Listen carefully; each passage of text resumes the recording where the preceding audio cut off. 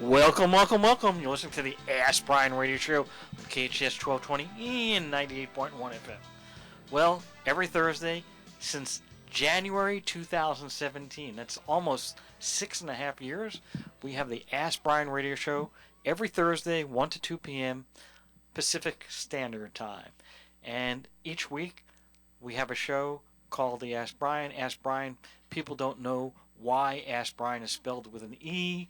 And so for that, we actually brought on our co-host, Traci, who's going to try to help people understand why Ask Brien is spelled with an E, because she tells me when she was in school, everyone that she knew named Brien was B-R-Y-A-N or B-R-I-A-N. She didn't understand why, with my name being Peter, why it's called the Ask Brien Show. So we're going to try to figure that one out. So let's see if we got any answers here. Traci, are you there? I am all about trying to solve that mystery, and we do have some really good examples of why Ask Brien is spelled with an E, and no good examples of why you're named Peter, and the show is called Ask Brien, so we're just going to skip over that one. Well, don't forget that Peter has two E's.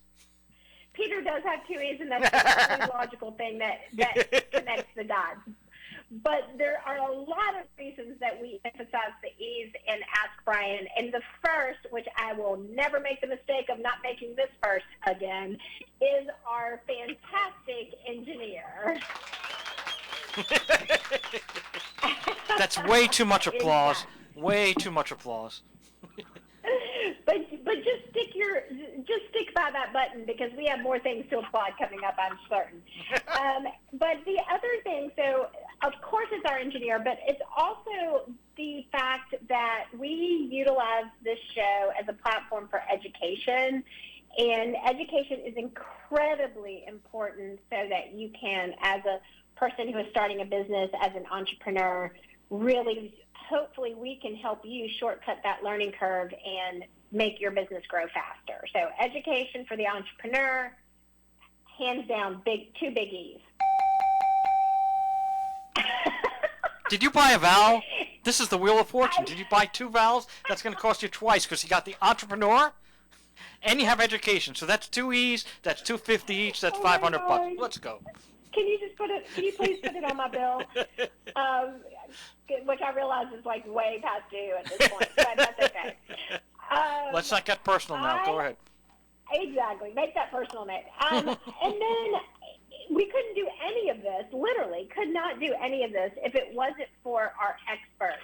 And we have a little formula about what defines an expert, but you on the Ask Brien show get to hear lots of great information, insights, tips, and stories from experts, and how we define it, and a universally accepted mathematical formula, if you will, is that to be an expert in your industry niche or category, you have to invest a minimum of 10,000 hours to really be considered an expert. And that math works out in typical form to be working an average of 40 hours a week, take a couple weeks off, and then if you do that 40 hours a week over 50-ish weeks, then you're looking at a 5-year curve of becoming an expert. But we all know, and our experts concur and agree, that no startup, no new business person, no new entrepreneur is going to be working 40 hours a week. They're going to be working twice that.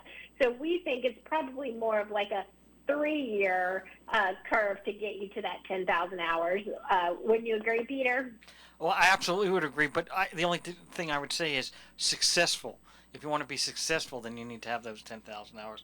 I guess, if you have 2,000 hours and you want to, try to sell, sour cream on the radio, I guess you can, but you're probably not going to be successful because you don't have the background. Oh my God, no one wants to buy sour cream from the radio. So I'm surprised it's not being sold by Amazon. If you had 10,000 30-minute delivery. I still think you'd be successful. But yes, you're right. And that brings me to our another E, which is all about the energy that we bring to this process. And one of the things that you like so much about energy is being enthusiastic.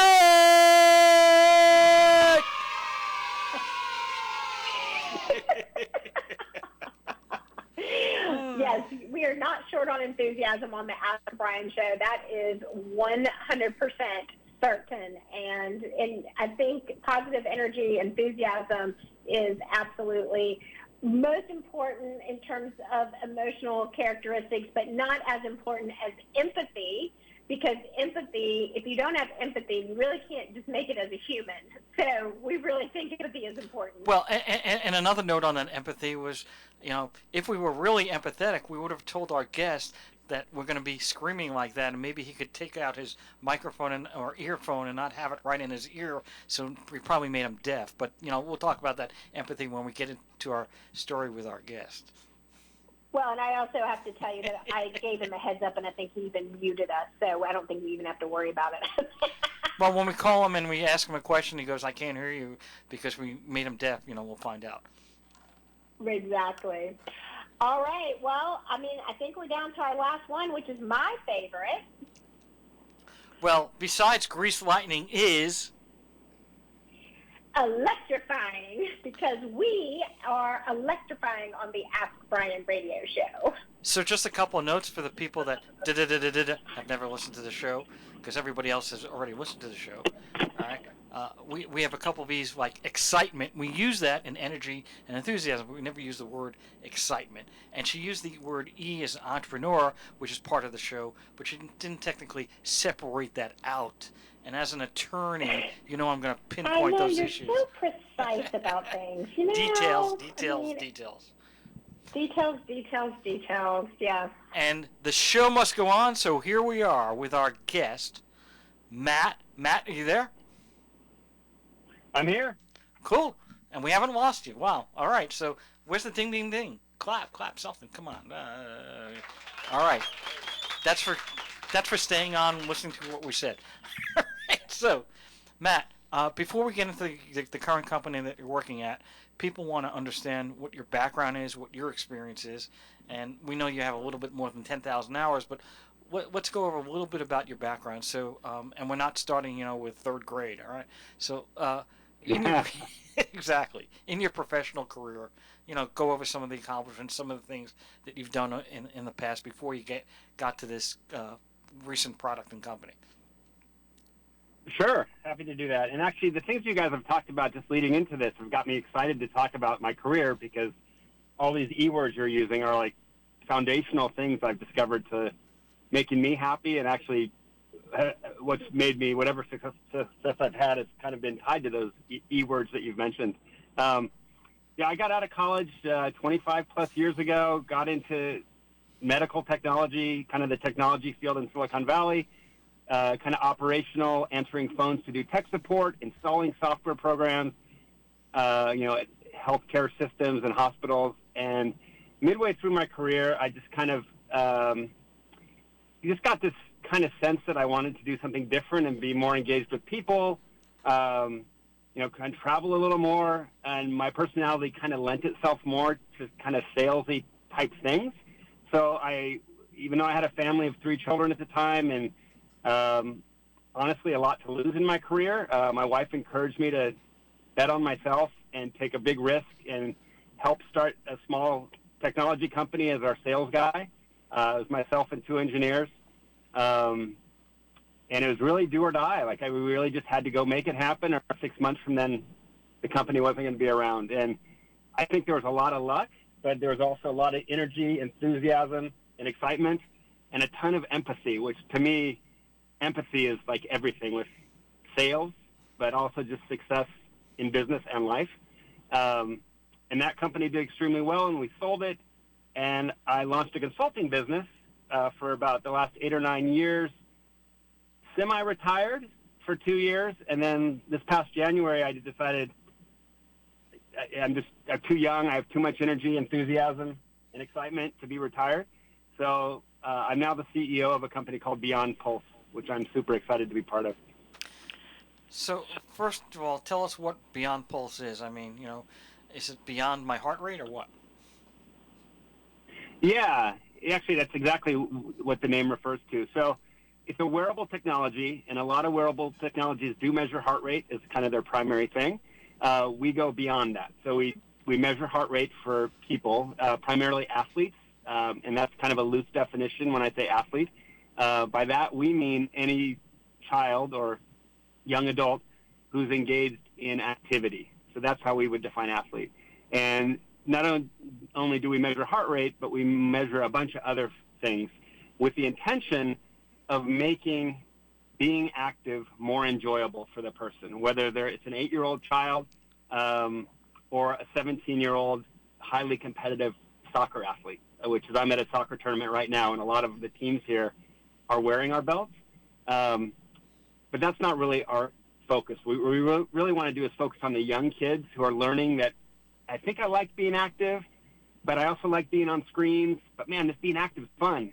And we're aiming to help them continue to enjoy being active and to give teachers and coaches some tools to encourage them to enjoy it in a way that really hasn't been available before. So I don't know much about your business, and hopefully it's not too far off, but is there any way to gamify all this data to try to make it, for the kids and for the people to say, wow, like even frequent flyer miles for me on my credit card, right? I mean, that's a gamification concept.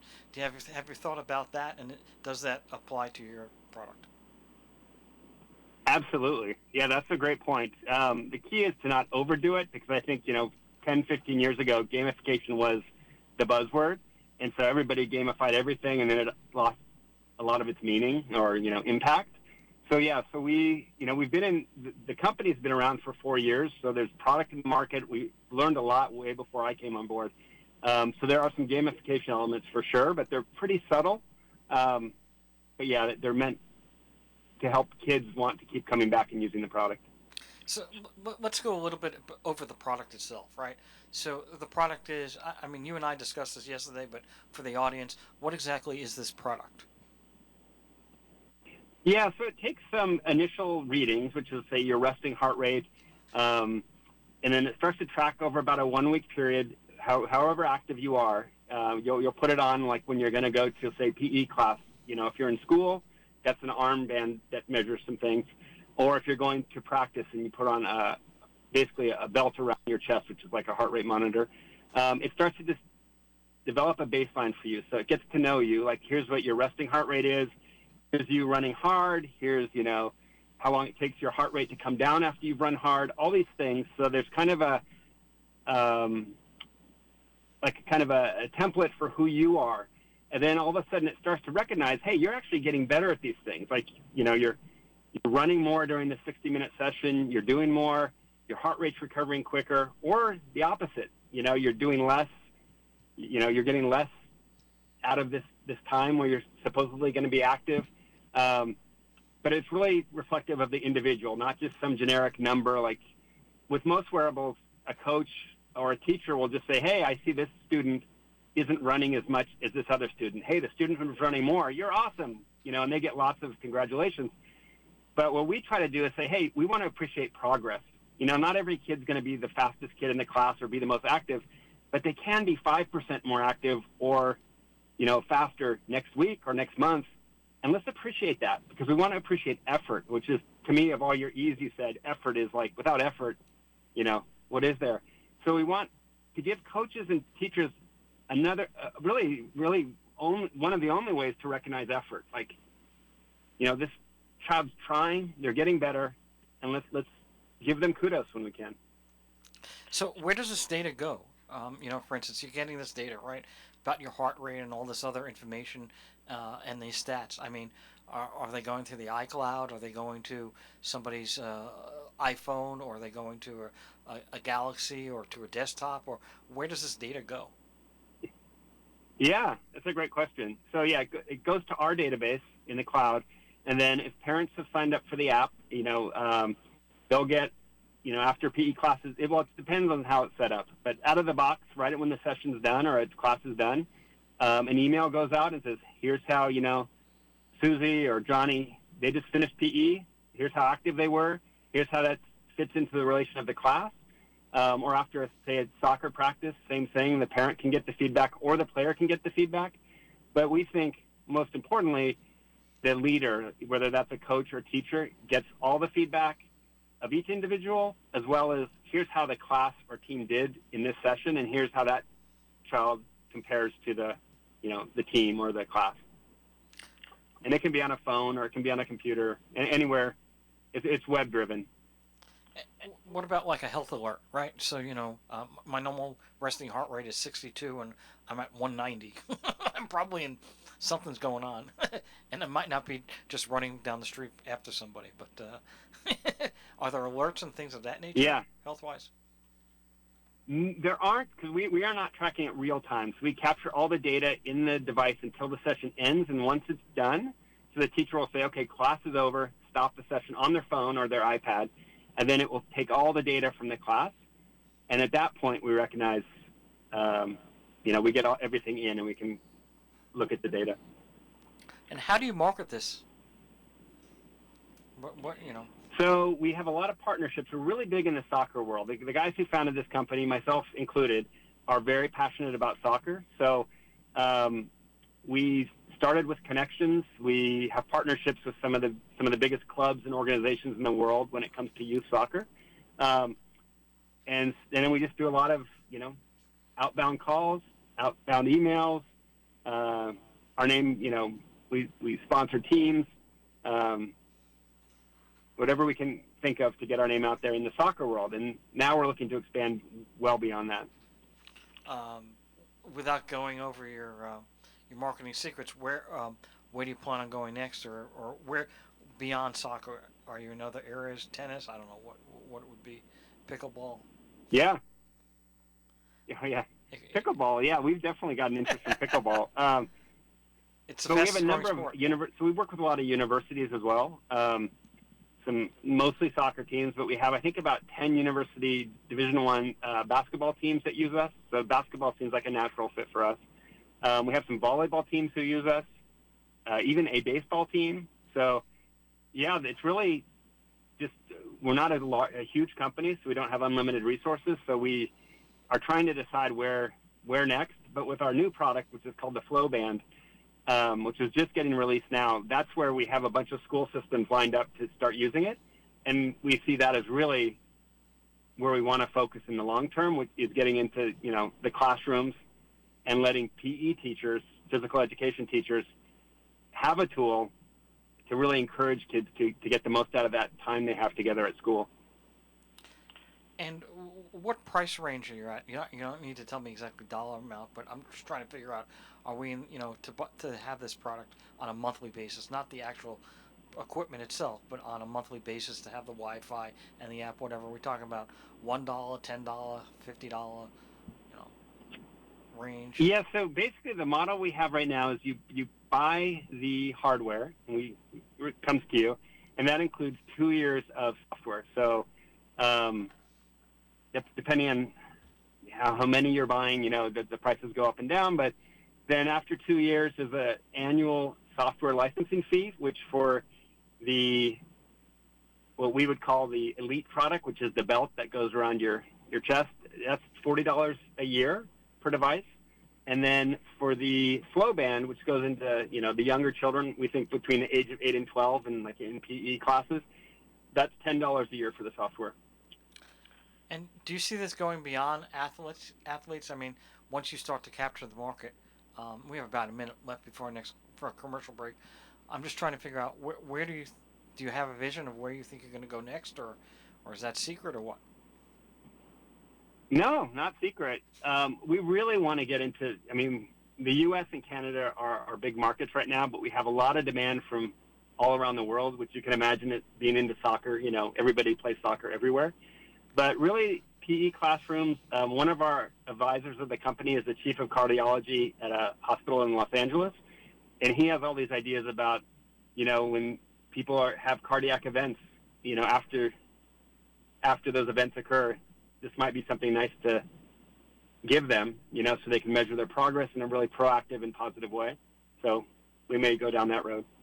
Wow, that's very interesting. We're going to be taking a break. You're listening to KHTS 1220 and 98.1 FM, the Ask Brien Show. We'll be right back. Welcome. You're listening to the Ask Brien radio show on KHTS 1220 and 98.1 FM. And we've been talking to our guest, Matt, from Beyond Pulse. And right now, our co-host, Traci, is going to do something that she's never, ever done before. It's called Pivot I don't know what that means, Oh. but we'll figure that out soon. I pivot all day, every day. But I'm glad you actually set us up with that word, because that is actually what we are going to talk to Matt about, because he's got a really interesting story with Beyond Pulse, because he was not the founder of the company, which typically a lot of our interviews are with the founder and then founder/CEO. But you, Matt, are the CEO, and you were hired and brought in to the company. Is that correct? Correct. Yep, on January 1st of this year. And can you give us some backstory on what was part of that journey as the company? We heard a lot about your personal journey, but I'd love for you to share what was the journey of the company prior to you coming on, and why is your role as CEO so definitive in the success of Beyond Pulse? Yeah, and I'm not sure my role is that definitive, if I'm being honest with you, but yeah, before I came well, on we board, consider it definitive. We consider it definitive, so Okay. it is definitive. Okay. All right. So the company was actually started about 4 years before I came on board. At least the idea was hatched by a few guys who were really passionate about soccer, and they were coaches, and they were seeing that, parents weren't getting out of the soccer experience. Youth soccer is huge. It's expensive. They weren't getting everything they were hoping they'd get out of it. And sadly, they were seeing that a lot of kids were falling out of love with the game, which we all love, myself included. And so it made them sad, and they started to think, what kind of technology could we develop to maybe help the parents stay more in touch, get more for their dollar, and make the kids stay in love with the game. And so that's where Beyond Pulse grew from. And honestly, and I don't think anybody would mind me saying this, for 3.5 years after that, it was mostly run by soccer guys whose most of their experience was around soccer, not a ton of business experience. And the upside of that was that we've grown this amazing network of coaches and teams, and we have a zillion customers in the soccer market. But there's a whole business side that doesn't have anything to do with soccer. That's just the business stuff, regardless of what your market is. The accounting, the customer service, all that other stuff. You just have to do.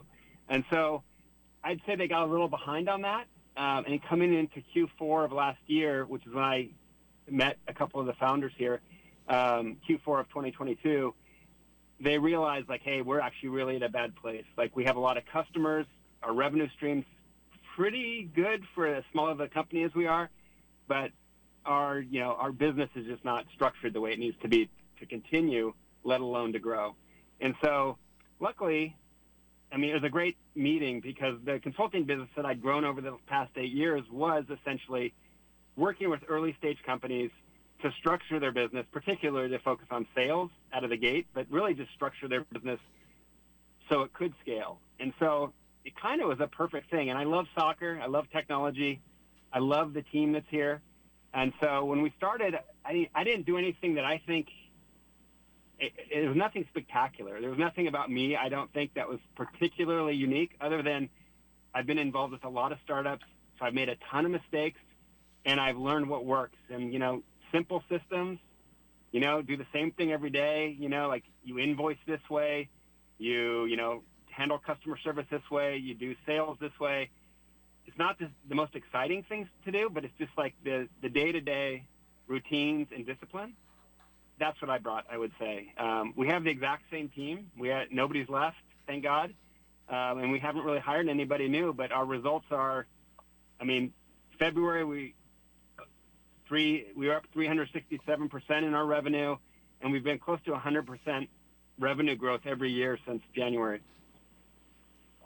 That's fantastic. And one of the things that I just want to point out, your humility is very lovely, and I absolutely appreciate it. But there's something about this that I want to point out to people, and I think this is especially important in the business development space, like you were saying, bringing, really coaching entrepreneurs around the sales area. It's when you are really good at something, you make it look easy. So when you were saying to the effect of there wasn't anything maybe that you felt was outstanding, or that you felt that you were bringing that was something that was a big aha, but that is because, and we were talking at the very beginning of the episode, which we do every episode, about how you've invested multiples of 10,000 hours in the sales and business development space, which is typically very difficult for entrepreneurs. Typically, founders are creative and innovative and cutting edge, but the sales side of things, when you're really, really good at sales, you make it look like it's easy, and it feels easy to you because it's something that you're really good at. But for a lot of people, and I would say, venture out to say the majority of people,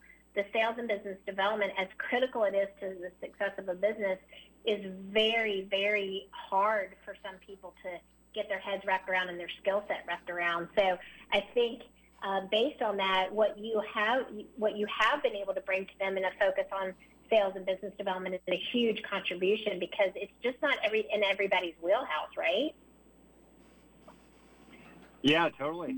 And especially, I think your point about the founders, they're so excited about their product. So they just want to talk about the product, which who knows if the person buying cares about the product in the same way you do, right? So understanding what they want, what they care about, and then actually selling to that, I think it's a minor kind of way of thinking of it. But yeah, I think founders sometimes struggle with seeing it that way. Well, and I think too, this was just a small part of your story that you shared, and I'm taking that out of context because I think it's important for our listeners who are just starting businesses to hear, and that is that focusing on business development and sales out of the gate is something that, I will have to say, as a business owner, I mean, I've owned Produce Your Podcast now for 8 years, and there was a window of time where I focused so much on our systems and our back-end operations because I was so concerned that we would have this influx of business and we wouldn't be able to provide the customer service that I really wanted for our clients.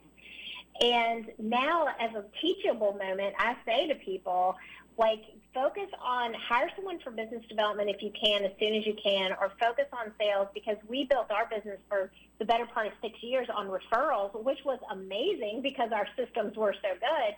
But in retrospect, I realized, if I'd had a person focus on sales, we could probably even be in a more successful place than we are now. So it sounds like that's something that you, are, as a consultant, were working with a lot of startups and entrepreneurs on, correct? We're going to get an answer very soon, Absolutely. But right now we're going to be taking a break for our sponsor. All right. Is our sponsor there? Yep, I'm here. Yep. Hello. Yep. Hi, Yep. Lori. How are you? Who? There is no Lori. You could have just let it go. You could have just let it go. Oh, my goodness. Thanks, Peter. I think someone's half asleep. All right. Do we have a bell or something? Do we have a bell or something? It's Come okay. on. It's Do a bell. okay. No bell? Nothing? We're just I don't know bored what's here. going on here. The switchboard is taking a break. Thursday, right? I think the switchboard is half asleep. All right. So, Stephanie, I know you represent two of our sponsors. One of our sponsors is Albany Farms, and that's where I go and get my eggs every day. I go to the farm and I pick up my eggs, and a chick here and a chick there, and here a chick, there a chick. I don't know. Anyway, so what exactly is Albany Farms, and do I have to go to Albany for that? No, you don't have to go to Albany. You don't even know what state. I mean, could be Georgia, could be New York. Albany's all over. Go ahead. Yeah, so Albany Farms is a food manufacturing company, and we are located in Bellevue, South Dakota, and we make fried instant ramen noodles. Fried. That sounds not exactly good with the Beyond Pulse concept here, but okay. Good for heart health, Everything in I guess. moderation. I guess good for heart health. We'll have a conversation with our guest afterwards. All right. So no, that's very good. I mean, I know ramen is really, really popular right now. It's the big thing. It's probably growing at an astronomical rate, and I think that's a really good area to be in. Where can you pick up this ramen? Yeah, great question. So you can find us in select Walmart Canada stores, and in the U.S., you can find us in select Target, H-E-B, and Dollar Tree, as well as some local small mom-and-pop stores in South Dakota, such as Boyders, MJ's, and I believe Lynn's Dakota Mart. Wow, that sounds amazing, and that growth rate with those type of companies you've got there, that sounds like you're growing really, really big, really fast, and pretty soon I'll be able to go down to my Ralph's and pick it up, right? Yes. All right, cool. And then the other company that sponsors us is called Legal Steps, and I know they teach you how to incorporate and trademark. So I'm going to take a little bit out of that. But you actually took the course, Hmm. and people want to understand. So how good are these? Like the course that you take was what? What was the course you took? I took the incorporation course, And and I loved it. It for me, who I don't deal with legal issues on a daily basis, but I'm also new to business and food manufacturing. It taught me a lot about organizational structure and just certain things like that. It allowed me to complete the course on my own, in my own time, and it was honestly the most affordable class that I have found. So I'm glad that it came recommended. wow, super! That sounds great. Well, thank you very much. We're actually a little bit over, so we're going to have to go pretty quickly. We appreciate your time. And we can't wait till next week to hear some more information about Albany Farms and legal steps, and you can tell us where we can get our eggs. Have a good one. Thanks a lot. We're back to our show. Thank you very much, Bye. Deb. Take care. Okay. Mhm. So we're going to go back to our guest, Matt. And one of the questions that we always do ask our guest is, legal steps is a concept where you can register a trademark or incorporate or form an LLC. And I'm just wondering, as a founder of other companies and what you're doing for a living, how helpful do you think that would be if you knew about a course like that? Oh my gosh! If I would have known about something like that, gosh, what 15 years ago, if that even existed, that would have been so helpful. So helpful. Wow. That's amazing. That's why we have one of the reasons why they're sponsoring our show.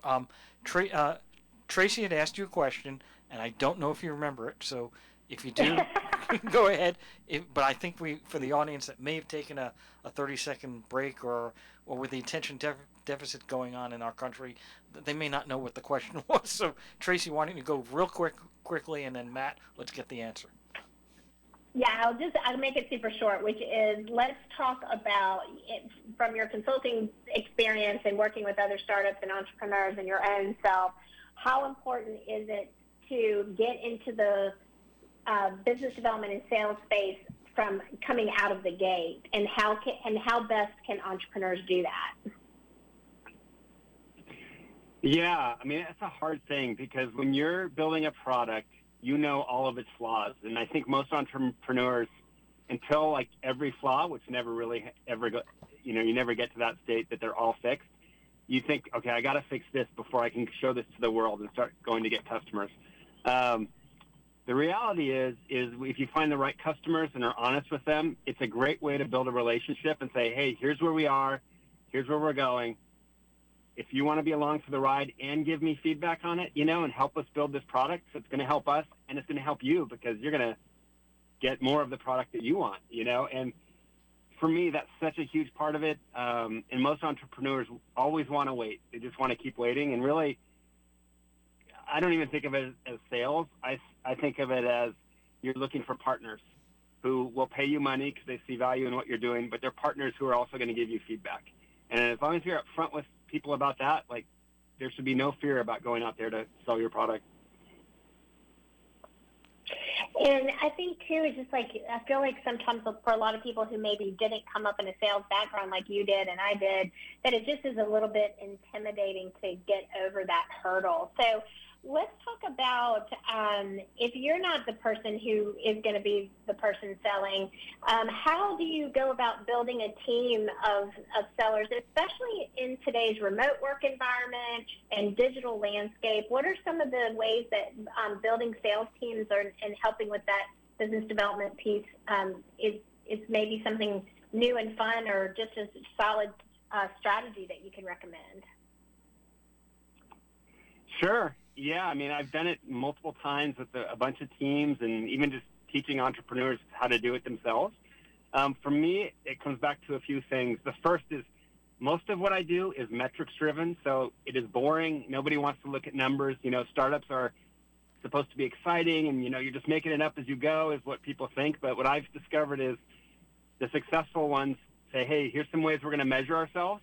and we're going to hold ourselves accountable to those metrics. And in sales, a lot of times that has to do with outbound effort, whether that's emails, calls, whatever it might be, asking somebody on LinkedIn to connect with you. Hey, do you know somebody? Whatever it is, but there's got to be some metrics around it, because in sales, there's definitely the highs, but there's a lot of lows where, you have days where nobody's returning your calls, you're not getting the answers you want. And if you're just focused on the metrics, you say, hey, if I know I need 100 calls or whatever, emails, whatever, to get a sale or to get 5 sales, every time somebody doesn't give me the response I want, check that off my list, and that's one step closer to the 100 I know I need to do to get what I want. And so that's so important. And having a way to measure that, if you're not actually measuring it, then you don't never see an end in sight. You just focus on the failure. You don't appreciate your successes. So that's just so important. And then asking the team and the people who will be doing the selling, what do you think these metrics should be? Like, not imposing them on them and saying, hey, because I've done this somewhere else, it's going to work here. Like, letting them help you build the process so they're invested in it. And, hey, this isn't me telling you how it is. This is what you thought would work. And we know it's not going to be right.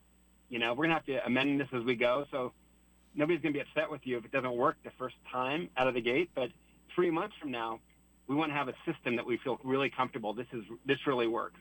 And going into it with that approach versus trying to just tell somebody, here's how you sell, do this, I found works a lot better. We're going to take a break and listen to KHTS 1220 98.1 FM, the Ask Brien Show. We'll be right back. Welcome back. You're listening to the Ask Brien Radio Show on KHTS 1220 and 98.1 FM. Like no other station in the world! Wow, really? I guess it is like no other station in the world. Right. Yeah. Traci, you had another question to ask Matt? Like how we... Well, I had a question, but what he was saying when we were on the break was so profound that I want him to share it with our audience, and then we're going, based on that, everyone's going to want to get in touch with him, and we're going to figure out how that can happen. But could you, Matt, share the tire story business motto that you just shared off the mic, because I think everyone needs to hear this. Sure. And I'm going to do a promo for a tire company right now, basically. So, I live on the west, do I get a discount? Of the US. Yeah, I hope so. I hope we all do. But honestly, their service is so good, you feel good paying them because you're getting your money's worth. So, yeah, there's this company called Les Schwab Tires, who I'm not a car guy. I try to invest as little in my car as I can, honestly. But I've had so many good customer service experiences with them over the years, and they have a sign in their building when you come in that says, "Our business is earning your trust." And oh my God, it really was amazing interacting with them and seeing that sign. And in my business life, I've tried to bring that everywhere I go. And at Beyond Pulse, I think they thought I was crazy the first few weeks I was here, but I said, really, our business is not selling hardware. It's not selling software. Our business is earning the trust of our customers. And, we had some hard decisions to make when I first came on. We were in kind of some financial distress, I would say, even though from the outside, it looks like we're doing great. We're closing new business all the time, but we had a lot of things to work out. And so a lot of questions I had to answer and talk to the team about. And at the end of the day, I told them if the decision we make is going to help us build trust with our customers, then the answer is yes. If it's not going to help that or it's going to hurt that, then the answer is no. And it made our decision-making so easy. And it really just comes down to that question, We believe our business is earning your trust, and whatever that means, it means. And, yeah, we go from there. I love that so much. Okay, so if people want to continue the conversation with you around any of your business development strategy, the product itself, especially the product is so great, Beyond Pulse, what is the best way for people to get in touch with you? Yeah, the best way would be to go to our website, which is Beyond Pulse, BEYOND, Beyond, PULSE, like your heartbeat, beyondpulse.com. And we try to make it extremely easy on that website to get a hold of us. So there's all sorts of buttons you can click on to reach us. Sounds fantastic. And if you are driving, you couldn't write that down, or you just want to go back and listen to all the good nuggets in this episode, don't forget about our podcast. And of course, it is the Ask Brien podcast. That's Brien, the Ask Brien podcast. And you can find it on all your favorite listening platforms. And that includes Apple, Spotify, iHeart, Pandora, SiriusXM, all of the platforms. So check us out, download our podcast, share it with your friends, give us a 5-star review, and just let us know how much you like it, and we'll keep bringing it to you. Peter? So we have about 1 minute left, and Matt, the question of the day is, where's the drum roll? No drum roll. Come on, drum roll. All right. Oh my God. I don't know, I'm trying to empathize with the engineer, but anyway, what is the most important lesson that you've learned for success besides the trust issue, which I actually do love, but what is the most important thing that somebody needs to have to be successful?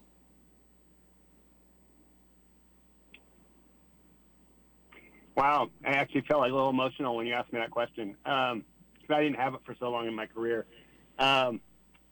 Really, truly not being afraid to fail, knowing that when you look back on your life, you wanted to say you gave it your best effort, and the cards fell where they may.